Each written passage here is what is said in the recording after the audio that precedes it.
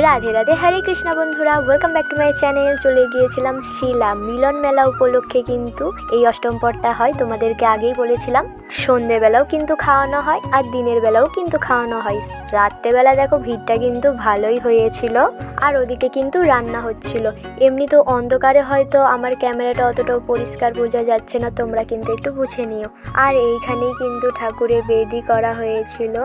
অনেকটা রাত হয়ে গিয়েছিল বলে কিন্তু ভিতরকে যাইনি, দূর থেকেই আমি প্রণাম করে নিয়েছিলাম। মা বলছিল দুপুরবেলা যখন আসবি তখন মঞ্চের সামনে যেয়ে প্রণাম করে নেবে। ঠাকুরের বিগ্রহটা এত সুন্দর হয়েছিল যে দেখলে না মনটা পুরো জুড়িয়ে যায়। আর এখানে দেখো আমরা কিন্তু খেতে বসে পড়েছিলাম, আর এখানে কিন্তু তারা পাতা দিচ্ছিল।